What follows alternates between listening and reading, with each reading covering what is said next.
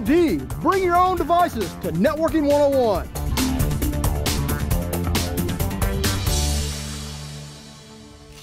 Kind of funny how things kind of go full circle, right?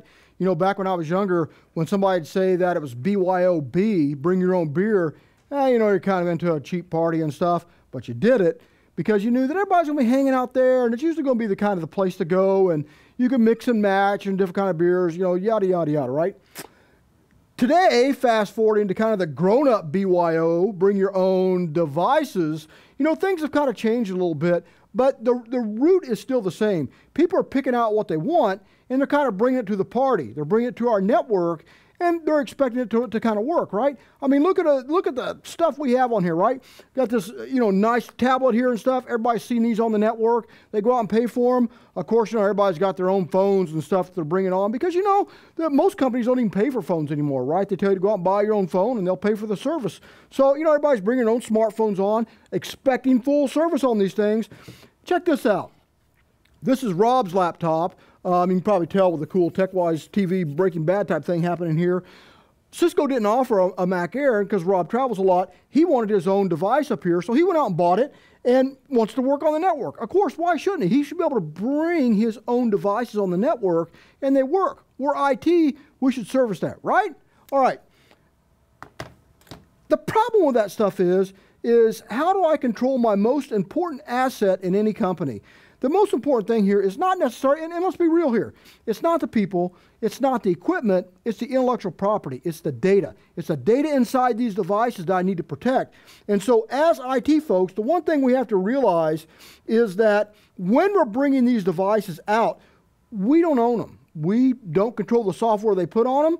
We cannot say this is what you can or cannot use. You can say it, but nobody's going to listen. I mean, let's be serious.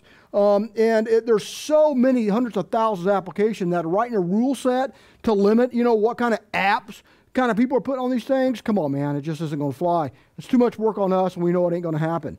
The one thing we need to understand is that we've got a partnership, a peering agreement, a lease agreement that we're going to allow our data, our intellectual property to be used and accessed on this device. And that's really the key to BYOD, is that our data is going to be temporarily on these devices. See, back in the day when these were ours, we could act some pretty cool rules, right? I mean, we could have restrictions. If somebody lost it or stole it or whatever, we could lock it out from afar and do that. But now, you know, if somebody leaves a company, their device goes with them, as it should. They paid for it, right?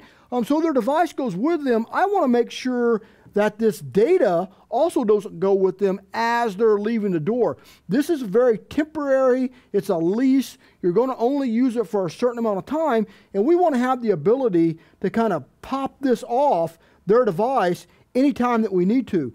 We also want to make sure that we've got the ability to limit where these devices are actually going on the network as well.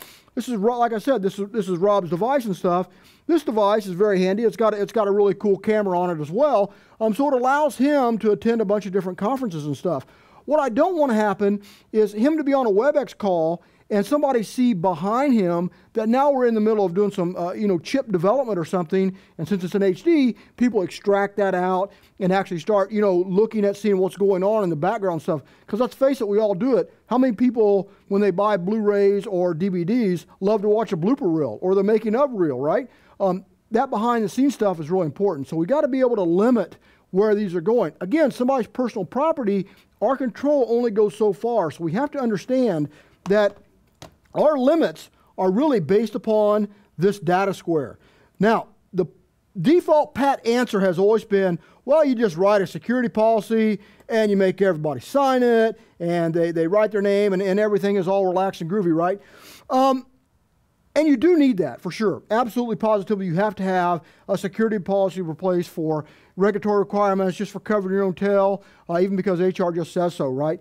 But the real truth is I need a device policy that's going to allow me to keep these devices off the network if they have malware on there. Now, thank goodness, man, thank goodness. We've been doing NAC for a long time, and a lot of folks out there have some type of posturing assessment tool, whether it's Cisco's or somebody else, doesn't even matter. But we're all aware of posture rules and posture assessment on our network, and we're able to enforce that. That's one piece of the puzzle. The other piece is how we're controlling this inventory, this asset control of these devices, and making sure that we can control the flow of this data and retract it out if we need to, because that's the big part of BYOD. I know a lot of IT managers want to fight this on the network. And look, everything in IT goes in a circle, right? I mean, we've seen, we go from mainframes to, completely decentralized networks. And now what are we doing? We're bringing everything back in with virtualization stuff. We went from wireless, where nobody wanted it and stuff, and then what was our big problem then? Rogue access points, right? Users were bringing in devices because they wanted to work wirelessly. They wanted to be untethered. Speed didn't matter. They wanted to work the way they wanted to work, right? We should really enforce that. That should be something that as IT, in my opinion, that we should always facilitate. We're part of the services industry, right, man? We try and help and provide people service to that data. People are BYOD and they're bringing their own devices because this is how they want to work. They will feel more comfortable. They'll work a lot faster. It's securing this stuff, right? I'm a big, big fan of Cisco's AnyConnect client. I love it because of its simplicity. It's quick. You can have it always on. We can retract it. We've got really good data management and control with that type of device. And when you couple some other BYOD solutions that we make, of course, you really do have a nice way to control this out. Either way, whether you use our stuff or somebody else's, doesn't really matter. When it comes to BYOD, understand it's on your network. It's time to get on with the business of getting IT done and actually supporting this instead of fighting and arguing about it. Let's move on. Let's get her done.